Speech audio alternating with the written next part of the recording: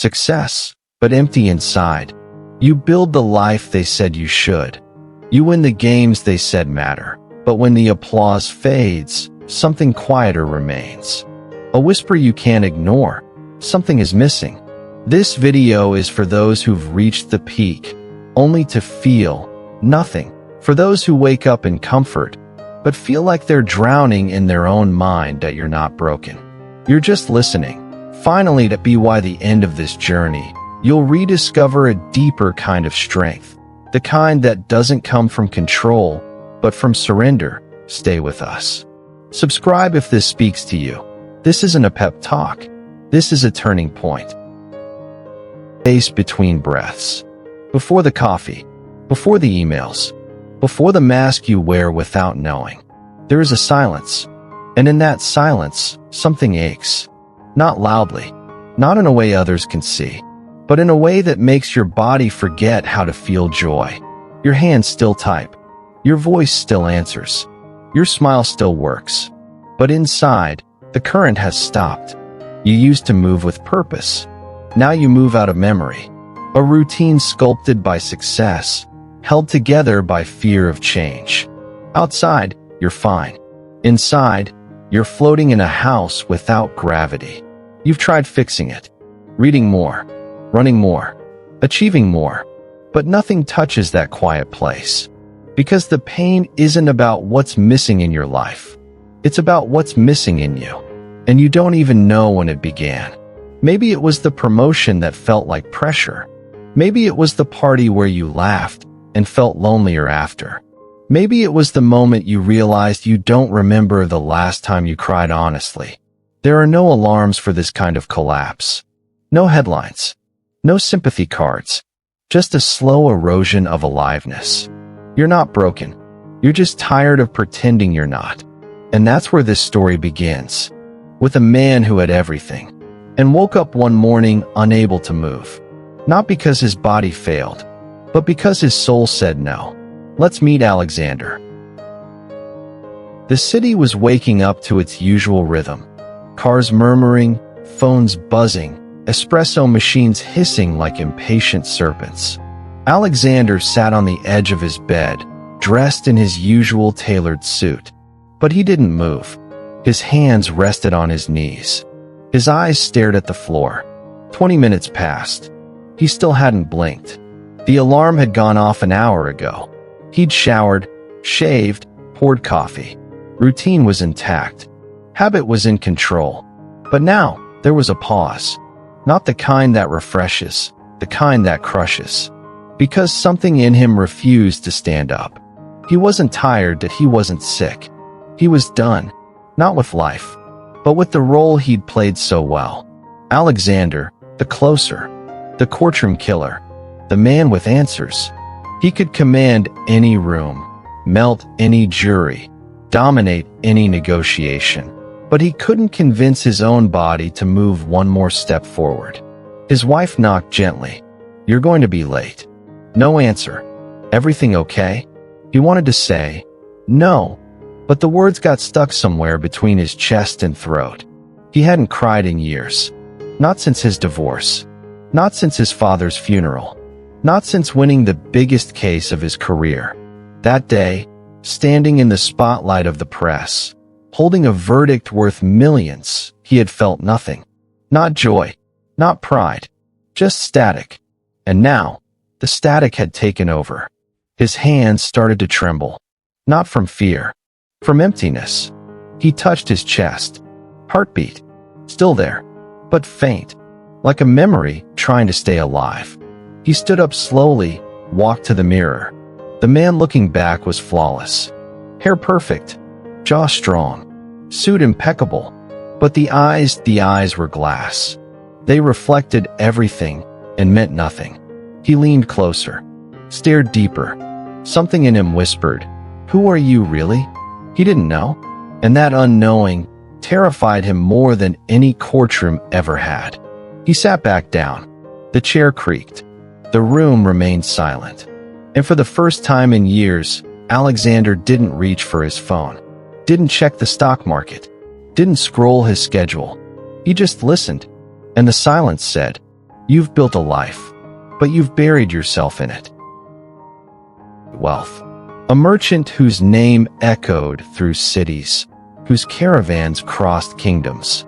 He had everything: land, gold, silk, spices. But the one thing he didn't have was a child, and that absence haunted him more than any loss ever could. One day, walking home from the river, he saw a tree. Not just any tree, a vast, ancient being whose branches whispered like prophets. Something in him bowed. He cleared the ground, built a wall, hung flags and garlands, and made a vow: if I'm blessed with a child, I will honor this tree. Time passed. His wife conceived. Joy flooded their home.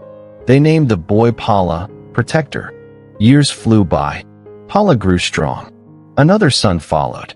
Life was full. The house echoed with laughter, trade, and fortune. But the wheel never stops turning. The parents passed, and the brothers inherited a kingdom made of coins and silk. Then, one morning, the elder brother, Pala, saw something different. A crowd moving in silence. No shouting, no urgency, just devotion. They carried flowers, not contracts. They held incense, not ledgers. They were walking to hear the Buddha speak. Pala followed. He sat in the back, didn't understand much, but something inside him stilled. And when the Buddha spoke of impermanence, of loss, of the freedom in letting go, it pierced through his fine clothes and gold rings like lightning. He went home, gave his brother everything. I can't stay, he said. His brother pleaded. You're young. Wait until you're old. But Pala had seen the truth. Old age doesn't wait for permission, and death doesn't negotiate with wealth. He left, became a monk, gave up luxury, slept on stone, ate what was given, and in the silence of forests, in the simplicity of alms, he found something that palaces never offered: peace. Years later, when his body failed, when his eyes lost light, he still didn't lie down. He had made a vow to stay awake, to never again sleep through his own life. And in that last night, as blindness took his sight, clarity arrived in its place. He became free, not because he had less, but because he no longer needed more. DhammaMirror, verse 75. One is the path that leads to worldly gain, another the path that leads to nibbana.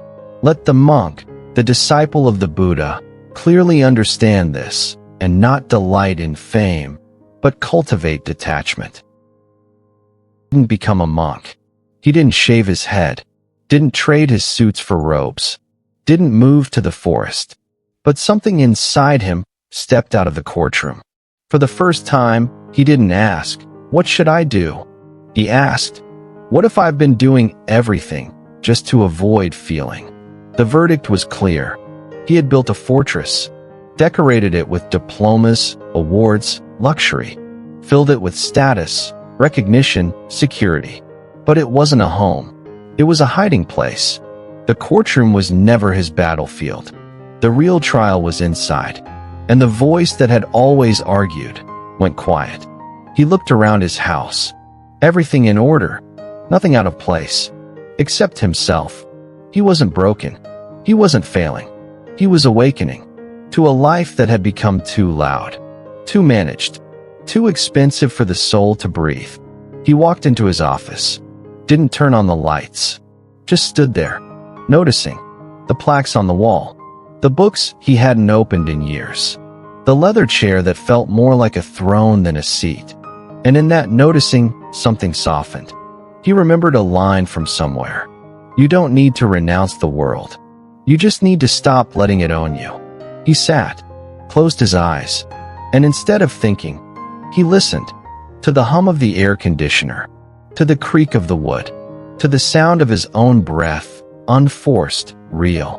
And slowly, the static began to dissolve.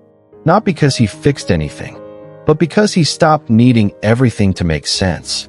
Peace didn't come as a lightning strike.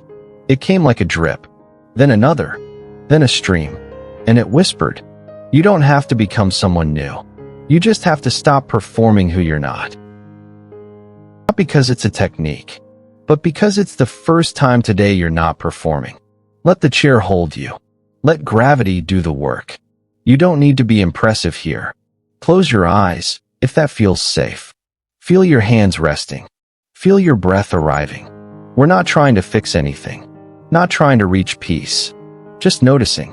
Inhale. Not deeper. Just real. Exhale. Feel the space after it leaves. That space is stillness. Let your attention soften. Not focus, soften. Imagine your awareness as warm light. Noticing without grabbing. Touching without clinging. Let the next breath arrive like a guest. Uninvited, but welcome. If thoughts come, and they will, just say, I see you. Then return. Not with force, just with friendliness. Your body might twitch. Your mind might rebel. Let it. Stillness isn't still because nothing moves. It's still because you don't chase the movement. Let the world continue. Emails, texts, expectations.